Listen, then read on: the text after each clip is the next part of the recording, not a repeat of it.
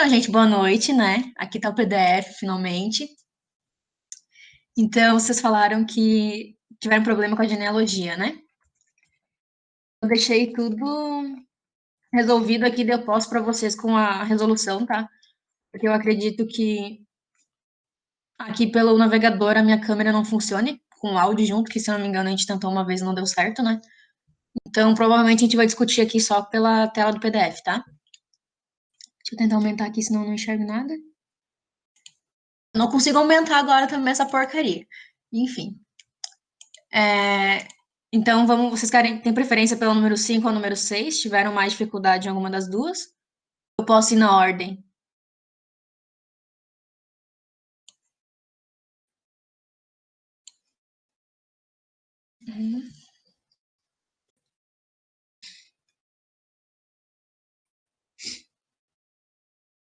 Tá, na ordem. Então, tá, número 5, o que que ela fala?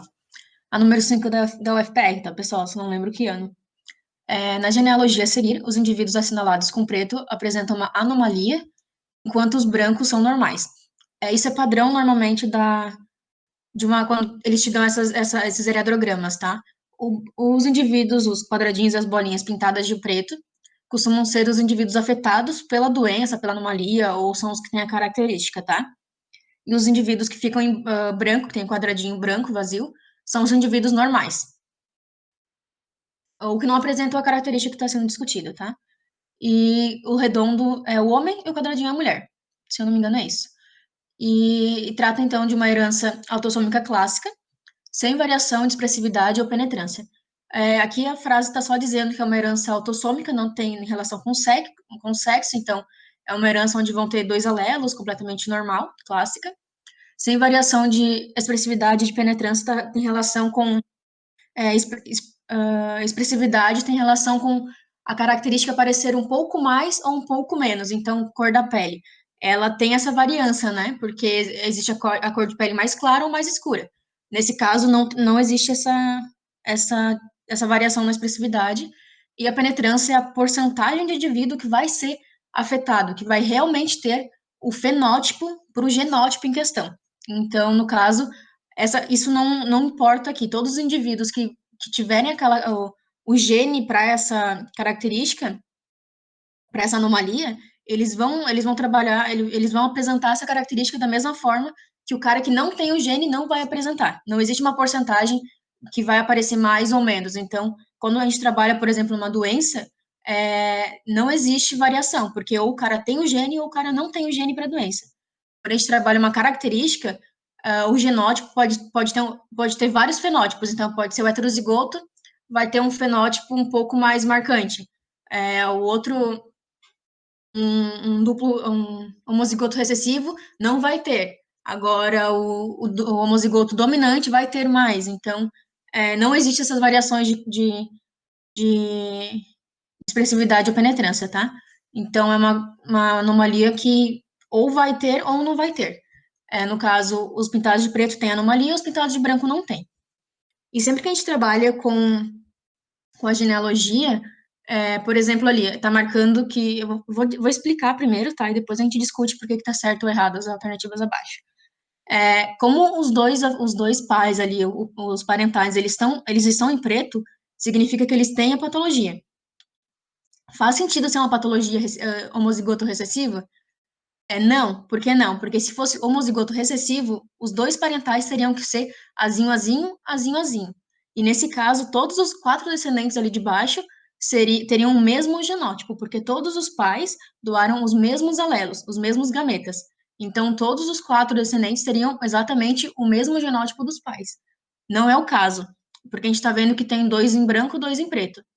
Então, se tem dois brancos e dois pretos, lá em cima, os pais, eles têm que ter o genótipo que permita isso. Então, eles vão ter que ter presente o do alelo dominante e o alelo recessivo. Como ficou a terceira frase ali, né? Isso, que apenas os indivíduos um e 2 são heterozigotos com certeza. Por que isso está correto? Porque para eles terem indivíduos tanto afetados quanto não afetados, ambos têm que ter um alelo recessivo, para doar para o indivíduo, para outro indivíduo, para os indivíduos dele, para os descendentes deles. E o alelo dominante também. Por quê? Porque se eles fossem duplo recessivo, como a gente já falou, todos seriam iguais a ele.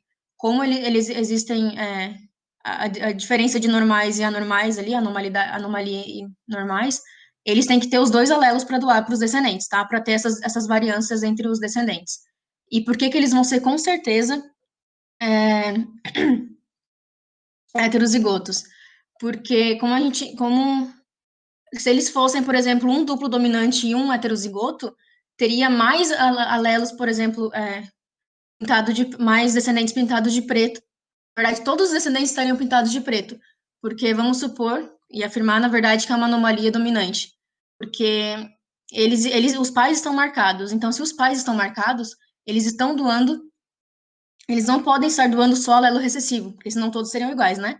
Então, nesse caso, eles têm que ser heterozigotos, porque eles têm descendentes diferentes entre os quatro. E é uma anomalia dominante porque os pais estão com a anomalia. E a gente está dizendo que eles têm um alelo dominante, porque se eles não tivessem, todos seriam iguais. Então, é uma anomalia caracterizada pelo alelo dominante, pela presença do alelo dominante. Porque os pais são heterozigotos, porque eles têm descendentes diferentes. Então, é uma anomalia dominante, pois os pais têm um alelo dominante para doar e um alelo recessivo, porque eles têm dois descendentes com anomalia e dois sem, certo?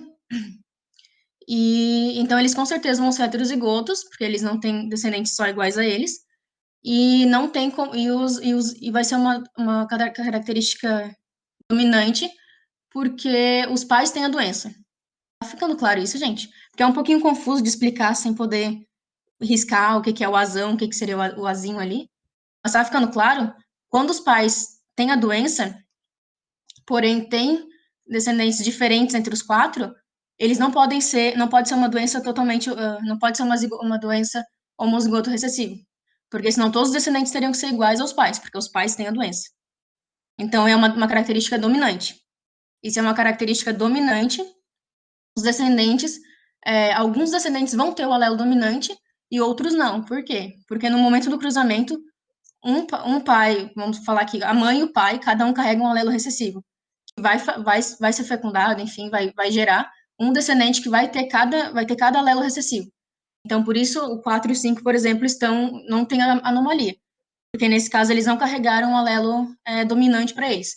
Porque no momento do cruzamento de dois heterozigotos, sempre vai ter algum descendente com os dois alelos recessivos. Então, nesse caso, quando os caras são quando os caras são homozigotos recessivos, eles não carregam não tem essa anomalia, tá?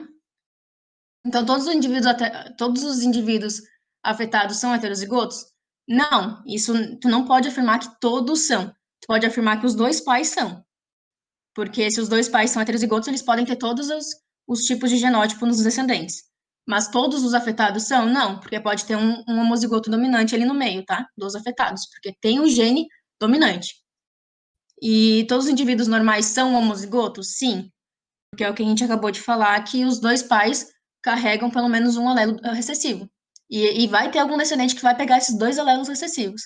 Então, algum desses dois vão ser homozigotos, recessivos no caso, tá? Ali ele não conclui a frase com o dominante ou recessivo, mas então os indivíduos normais são homozigotos, tá?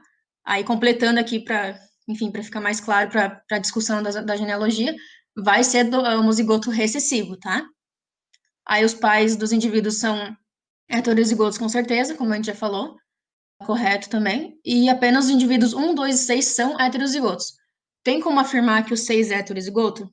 Não, porque ele também pode ser azão, ele pode ser homozigoto dominante, tá? Então, por isso que não está correto. Se falasse que, por exemplo, 1 e 2 são com certeza e o 6 talvez seja, daí talvez a afirmativa estaria correta, tá? Porque ele pode ser homozigoto dominante também.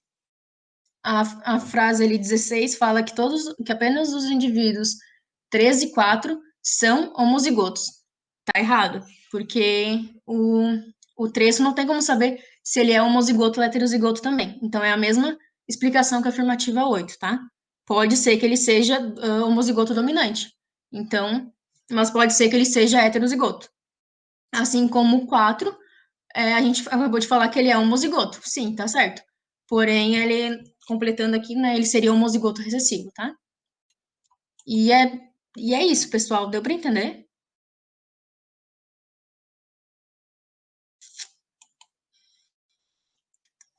Deu, beleza. A genealogia ela é sempre um pouco mais chata, porque a gente tem que realmente testar. A gente tem que ficar arriscando, tipo, a gente tem que ter noção desse conceito de que pais heterozigotos vão dar origem a diferentes tipos de descendentes, afetados ou não. Agora, se a patologia for recessiva, for homozigoto recessiva, e os pais tiverem a patologia, eles vão sempre ter a patologia. Os descendentes vão ter, todos eles vão ter a patologia, porque vão ter o genótipo exatamente iguais aos pais, que seriam, no caso, homozigoto recessivos. Eu entendi minha explicação da 02, tá. Então, Laura 02 fala que todos os indivíduos normais são homozigotos. Por que que ela está correta? Porque os pais, eles são heterozigotos, certo? Isso deu para entender? Porque daí, se os pais são heterozigotos e têm a patologia, precisa de um gene dominante para a patologia aparecer, tá? Aí o 4 e o 5, eles não tão pintados, eles não têm essa anomalia. Então, se eles não têm anomalia, eles não vão ter o gene dominante, porque os pais são heterozigotos, porque deram origem a descendentes diferentes deles, e aqueles dois caras de baixo não têm essa anomalia. Então, eles não vão ter o gene dominante. Eles vão ser azinho, azinho, supondo que a letra A que vai caracterizar esse gene, tá? Então, azinho, azinho é homozigoto. Então, tá correto. Como a afirmativa não termina com o dominante ou recessivo, né? Aí isso fica em aberto, a afirmativa tá correta. Se ele tivesse homozigoto dominante, daí é errado. Porque o dominante tem a anomalia, tá? Foi, beleza, então. Posso ir para número 6, gente? Aqui. Tá, então vamos falar da 6. Nossa, daqui eu não consigo quase ler isso aqui. Essa também é uma questão do FPR. E o enunciado diz que no eradograma abaixo, os indivíduos afetados por uma anomalia genética apresentam-se pintados de preto. Daí, daí tem toda a genealogia ali. Essa, como a gente pode ver, ela é um pouquinho mais complexa, né? Tem mais descendentes. E a gente tem que responder a letra A e a letra B. São questões discursivas, né? Que lá no FPR tem uma prova discursiva, dependendo do curso que você vai tentar, enfim. Aí a letra A pede para a gente propor uma hipótese que explique geneticamente essa anomalia, abordando o número de genes envolvidos e o tipo de interação alélica de herança cromossômica, sexual autossômica. Aí, por que que seria uma doença autossômica? Porque vocês estão vendo alguma diferença entre homens e mulheres? Tipo, só o homem está afetado, só os indivíduos masculinos estão afetados? Ou só os indivíduos femininos estão afetados? Nem, na verdade, nem tem muito uma doença só feminina, mas enfim. É, se tivesse pintado só eu não lembro se as bolinhas são masculinas, mas enfim. Se só os homens estivessem afetados, pintados, né, nessa genealogia, aí a gente poderia dizer que é uma doença ligada ao sexo, tá? Restrita ao sexo. Como existem quadrados e bolinhas, homens e mulheres que têm essa anomalia, a gente não pode falar que é uma herança que tem uma herança sexual, tá? A gente tem que chamá-la de uma herança autossômica, porque daí ela não está relacionada ao sexo. Ela afeta tanto homens quanto mulheres. E o enunciado não traz nada sobre ter alguma relação de que seja uma herança sexual, tá? Então, ela é uma herança autossômica. Por que que ela vai ser uma herança recessiva? Vocês conseguem ver que lá na primeira linha, né, nenhum dos parentais tem a doença, tem essa característica. Essa característica, doença, deixa eu ler de novo. Nenhum deles tem essa anomalia, tá? Aí quando existe cruzamento entre desses parentais, tanto nas duas famílias, existe pelo menos algum indivíduo que tem essa patologia. E como a gente discutiu sobre os parentais heterozigotos sempre darem origem a descendentes diferentes dele, aqui a gente pode ver isso. Então, nas duas famílias, existe pelo menos algum indivíduo afetado, e a grande maioria, ou só metade, não. Então, algum dos pais tem que ter alguns genes diferentes, tá? Dominante e recessivo. Algum deles tem que ser heterozigotos. Eles têm que ser heterozigotos, tá? Aí, como eles têm descendentes iguais e descendentes diferentes deles, não faz sentido um pai ser, por exemplo, homozigoto dominante. Por quê? Porque senão ele teria todos os descendentes iguais a eles. Porque sempre um dos parentais vai acabar doando o gene dominante. Como isso não acontece ali nas duas famílias, sempre tem um afetado, não faz sentido que algum deles sejam homozigotos ou que ambos sejam sejam homozigoto recessivo ou homozigoto dominante, tá? Porque eles estão gerando descendentes diferentes. Se eles estão gerando descendentes diferentes, tanto afetado quanto não afetado, os dois têm que carregar os dois tipos de alelos diferentes, tá? Para no momento do cruzamento, sempre ter algum indivíduo que vai ser afetado, algum indivíduo que vai unir dois alelos, um de cada pai, que vai carregar essa anomalia, tá? Então, a partir disso, por ter pais com descendentes diferentes deles, a gente consegue dizer que é uma anomalia recessiva, tá? Aí vem o segundo cara, vem a segunda linha ali, cruza um recessivo, com anomalia, que a gente acabou de falar que é recessiva perante os pais, enfim, descendentes diferentes, e cruza com um cara que não tem essa patologia, tá? Essa anomalia. E vai ter também descendentes com anomalia e descendentes sem anomalia. Aí, por que que a gente consegue... na verdade, vocês conseguiram, concluindo a letra A, né? Vocês conseguiram entender que é a doença autossômica recessiva. Se ela é uma doença recessiva, a gente está concluindo, né? A gente fala que o azão, ou o alelo dominante, gera normalidade, porque os pais são heterozigotos. E por que que eles são heterozigotos? Porque os descendentes são diferentes. E são diferentes, tem descendente igual e tem descendente diferente. Então, os pais são heterozigotos, para poder doar gametas diferentes e, no final, ter algum azinho nesse caso, né, do afetado. E é uma doença recessiva, porque os pais não estão afetados e geram descendentes diferentes deles. E então, o cara que tem a anomalia vai ser o gene azin, o recessivo, e o cara que não tem a anomalia vai ser o gene azão, o dominante, e vai existir essa relação de dominância e recessividade, tendo o alelo dominante presente, o cara é normal, e tendo os dois alelos recessivos, azinho, o cara vai desenvolver essa anomalia, tá? Deu pra entender a letra A? É só analisando a genealogia e sempre com essa ideia de pais heterozigotos, descendentes diferentes, e, e sendo assim, sempre vai ter um afetado ali no meio, por conta da doação dos alelos, tá? Então, ali diz que o caráter em estudo é autossômico e recessivo, porque aparecem filhos de ambos os sexos, pais normais, foi o que a gente discutiu, não tem só homem ou só mulher com a patologia. O alelo para normalidade é azão, então todos os pais e, enfim, os descendentes com azão não têm essa anomalia, e enquanto o determinante da anomalia é o recessivo, que daí, no caso, vai aparecer em homozigose, né? Então, dois genes recessivos. Aí a letra B diz para indicar o genótipo dos indivíduos afetados e dos pais. Então, no caso, os pais ali, que seriam a primeira linha, 1, 2, 3, 4, e a segunda linha, a terceira linha, o indivíduo. Ai, não estou enxergando, gente. O indivíduo 8, né? Da segunda linha.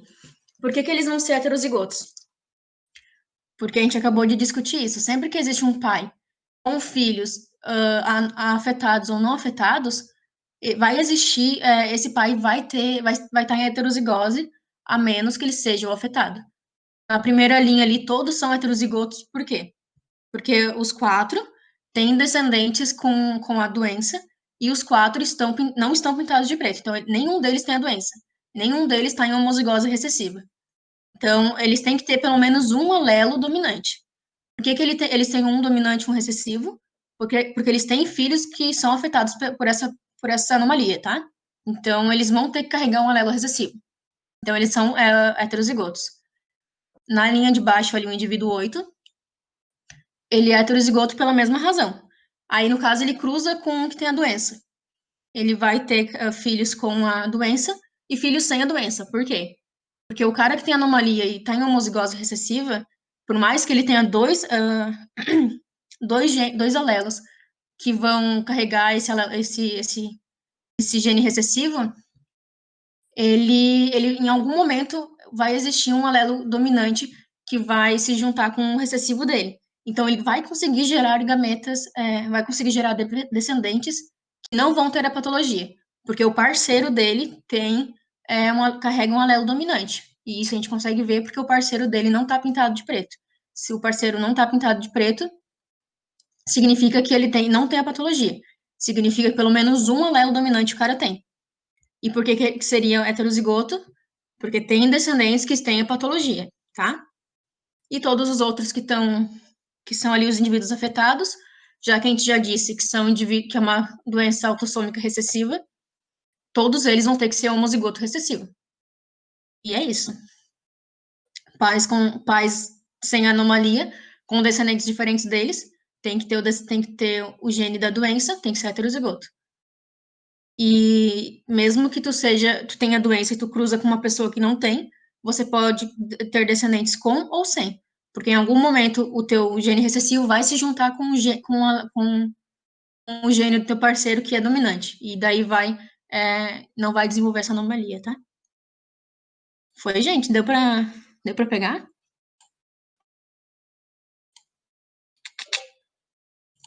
É um pouquinho mais chato, só porque a gente tem que realmente analisar e, e testar todo tipo de genótipo para esses caras, tá?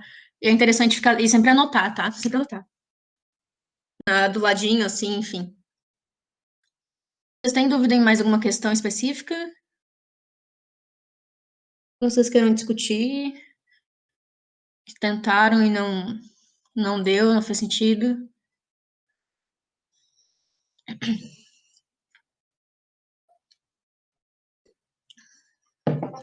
A 3? Tá.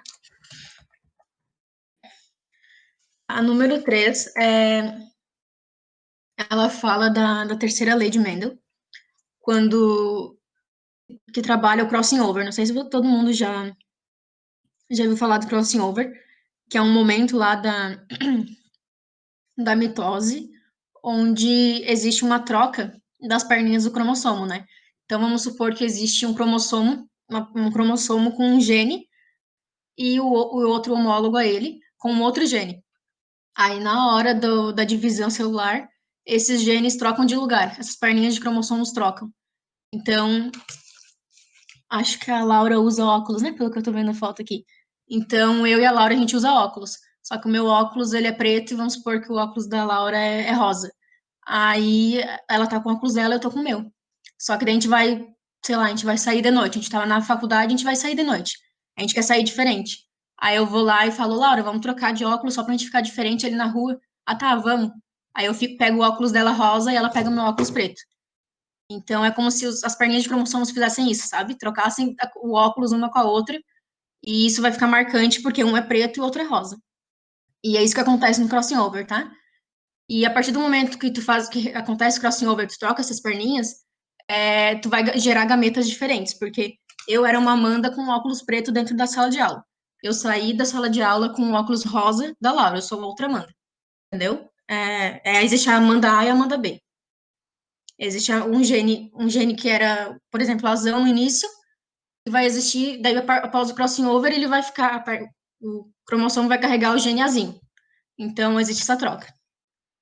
Aí, a questão 3, então, fala para a gente responder, enfim.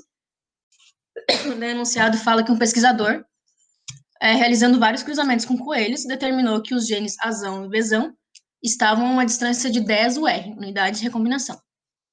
Esse valor, ele é importante, tá, gente? A unidade de recombinação significa a mesma coisa que taxa de recombinação, tá?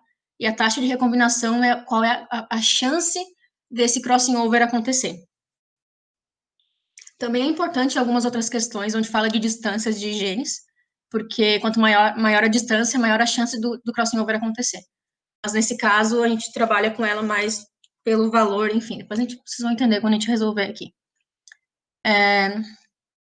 Tá, 10 unidades de recombinação, e ao realizar o cruzamento entre indivíduos duplo homozigoto dominante e duplo homozigoto recessivo, teve indivíduos duplo heterozigotos, tá? Esses duplo heterozigotos foram, então, cruzados com indivíduos duplo recessivos, homozigotos recessivos, e tiveram 90 filhotes. Um ponto aqui do cruzamento dessa lei é que sempre vai ser cruzado com um duplo homozigoto recessivo, tá? Porque tu precisa ter alguma coisa que se mantenha igual, mesmo que o crossing over aconteça. Vocês conseguem ver o meu mouse quando eu mexo aqui? Eu consigo apontar o que eu quero. Tá, beleza. Se aqui trocar de lugar, o azinho com o azinho, vai continuar a mesma coisa. Então, não vai afetar no momento da formação dos gametas. Então, é bom, porque senão a conta vai ficar absurda, os descendentes vão ficar bem absurdos. Então, não, a gente usa sempre um cruzamento, um descendente que vai ser duplo homozigoto recessivo. E o outro cara pode ser azão, azão, bezão, bezão, mas daí não faz muito sentido também, porque não vai alterar e não vai acontecer crossing over, mas normalmente são heterozigotos. Então aqui, se esse azão aqui trocar de lugar com esse azinho, já vai ser formado gametas diferentes, porque aqui é um gameta. Azão, bezão, azinho, bezinho. Aconteceu o crossing over, vai ser azinho, bezão, azão, bezinho. Tá? Então fica, aqui tem dois gametas, depois do crossing over vão existir mais dois gametas, tá? E, enfim, desse cruzamento vai ter 90 filhotes, e o enunciado quer saber quantos desses filhotes a gente espera que tenham um genótipo igual aos pais. Os pais, no caso, que não vai acontecer a recombinação, tá? Que não vai, que a taxa de recombinação não vai ser, tu não vai levar em conta a taxa de recombinação, tá? Então, aqui tem resolvidinho. Eu planejava fazer essa questão no quadro, mas enfim. Daí a gente fazia as contas juntos, mas enfim. Aqui tem os gametas que foram formados sem a permutação, sem a recombinação, sem o crossing over, tá? E aqui embaixo são os gametas formados, aqui, são os gametas formados a partir da recombinação. A partir do momento que esses dois aqui trocaram de lugar, tá? Aí o total de filhotes são 90. 90 é o 100% de filhotes que foram, que esse cruzamento deu origem, tá? 90 filhotes é o total, o valor total de filhotes. Aí a taxa de recombinação é a porcentagem desses filhotes que foram provenientes do crossing over, que foram provenientes da permutação, que foram provenientes da recombinação gênica, tá? Então, se 90 filhotes são os filhotes totais e 10%, que é 10 unidades de recombinação, são os filhotes que são provenientes do crossing over, a gente vai pegar esses 90%, esses 90 filhotes, vai dizer que 90% dos 90 filhotes são iguais aos pais, porque não sofreram crossing over no momento da mitose. 10%. Por que 10%? Porque ali no enunciado fala que existe uma distância de 10 UR, 10 unidades de recombinação, que é a mesma coisa que 10% de taxa de recombinação.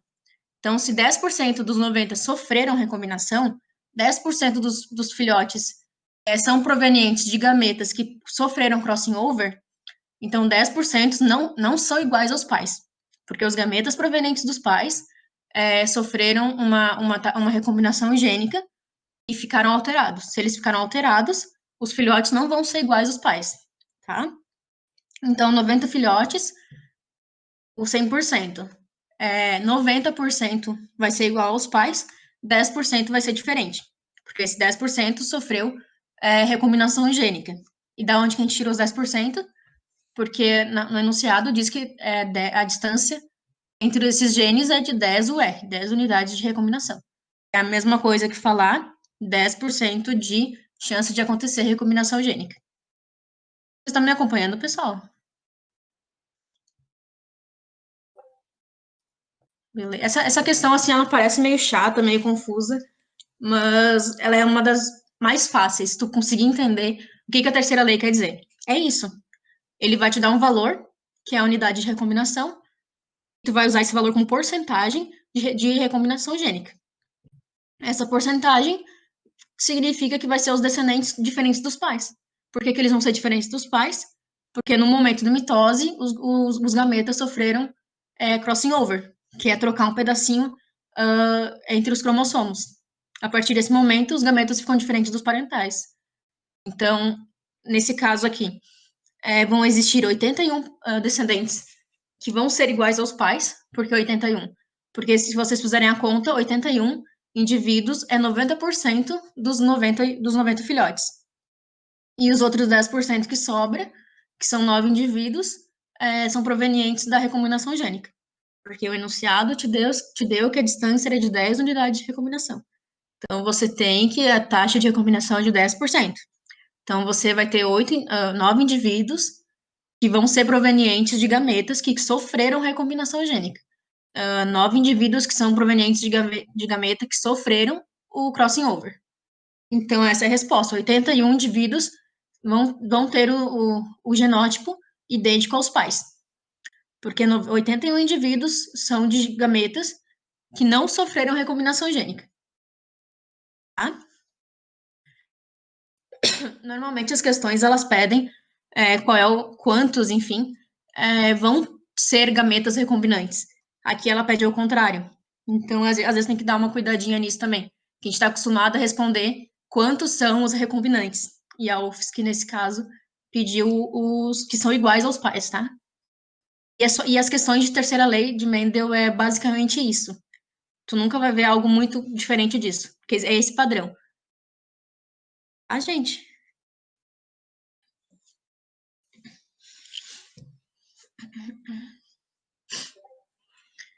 Show. Vocês querem saber mais alguma coisa? A número 2 aqui, ela tá toda explicadinha. Eu vou mandar esse slide para vocês depois, tá? Aí tá toda explicadinha cada afirmativa. E no fim, a única que tá certa. Só a certa é que tem o xizinho, tá? Essa parece meio, sei lá, difícil, mas na verdade ela é bem fácil, porque a gente só precisa olhar a tabelinha aqui e fica bem tranquilo daí. Vocês têm alguma dúvida? Aqui na número 1, eu tentei marcar bem direitinho para vocês também no cruzamento dos tipos sanguíneos, enfim. E aqui também. Tudo certo? Vocês querem saber mais alguma coisa?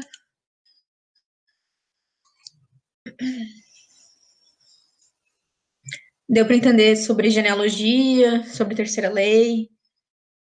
Ficaram com dúvida em alguma coisa? Vocês querem saber mais alguma coisa? A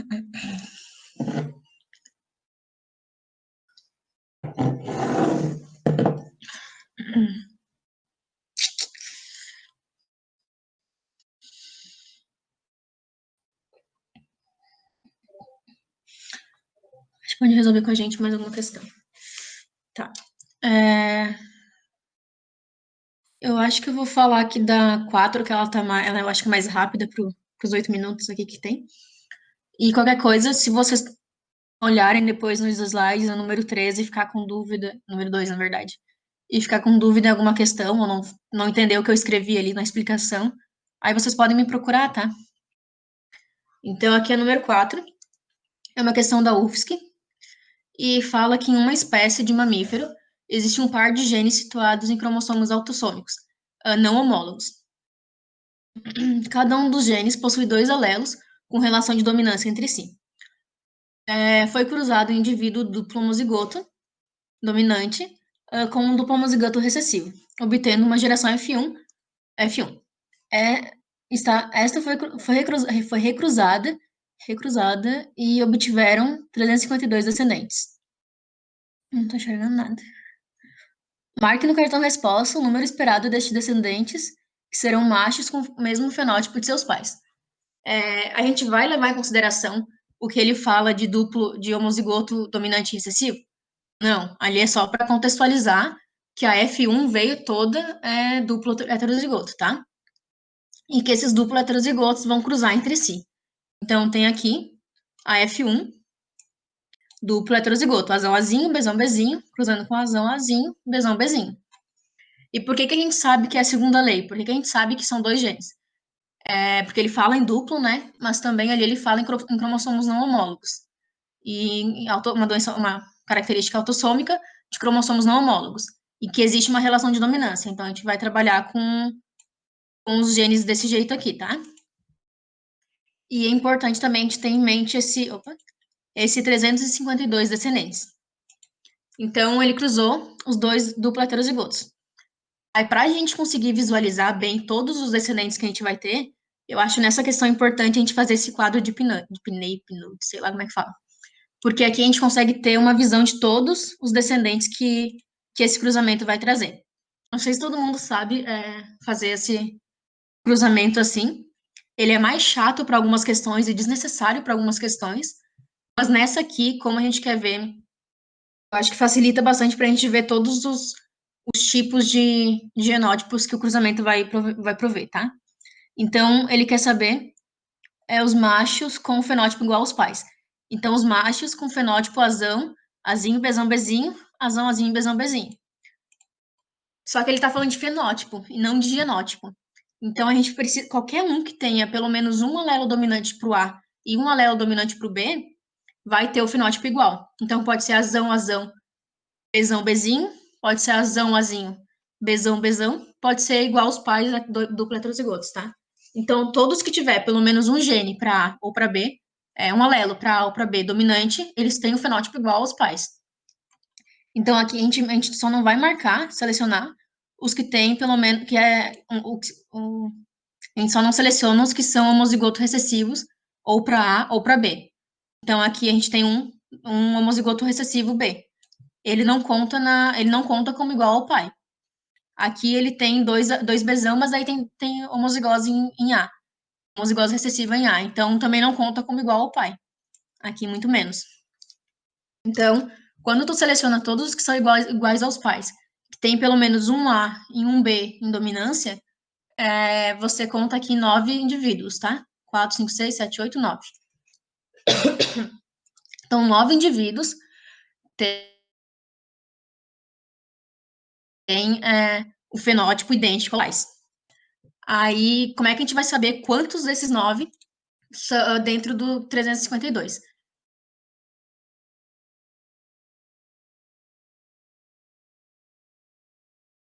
São 352 descendentes.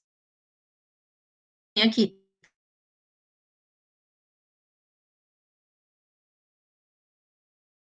A gente vai.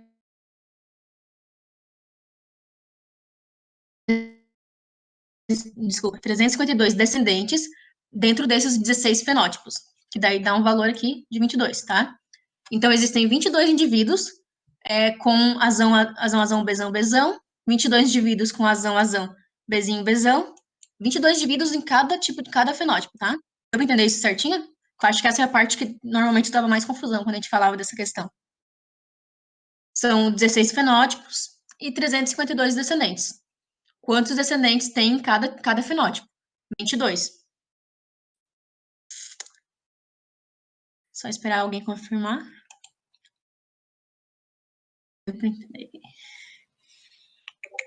Tranquilo? Sim. Então é isso. 16 fenótipos, 22 indivíduos para cada um deles. Como a gente falou aqui, que são nove fenótipos idênticos aos dos pais, a gente vai multiplicar esses 22 indivíduos de cada um desses 9 fenótipos. Então, a gente vai fazer 22 vezes 9. Por quê? Porque existem 22 indivíduos aqui nesse primeiro azão, azão, bezão, bezão. Existem 22 aqui no azão, azão, bezão, bezinho. E assim por diante no resto dos sete fenótipos, tá? 22 indivíduos vezes 9 fenótipos que são iguais aos dos pais, dá 198 indivíduos. 198 descendentes que vão ser idênticos aos pais. Por que que essa não é a resposta certa? Primeiro, porque na UFSC, no cartão resposta da UFSC, só tem para marcar, né, duas bolinhas lá, dois números. E também porque a questão pede macho.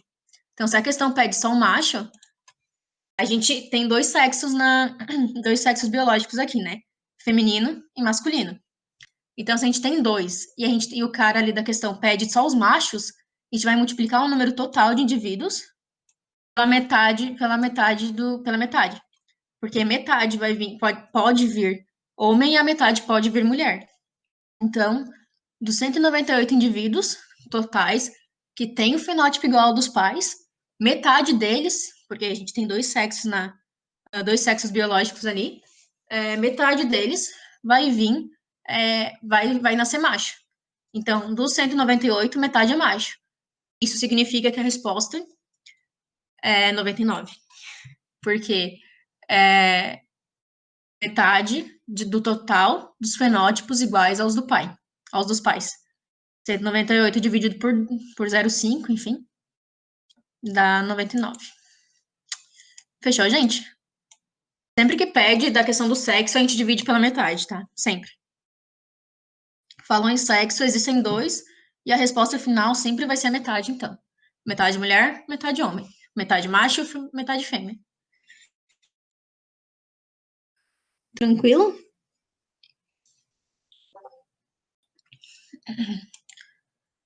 O maior cuidado aqui na questão é tu perceber o número de descendentes, tu conseguir pensar que o fenótipo não é o genótipo, então tu tem que cuidar que qualquer gene dominante já gera um fenótipo igual ao dos pais, então não vai ser só os heterozigotos, e cuidar para, no momento de saber quantos indivíduos tem para cada tipo de genótipo.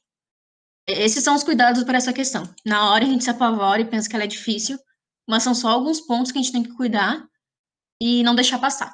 Por isso que é importante sempre a gente estar sublinhando, a gente também não esquece aquela informação. Fechou então, pessoal?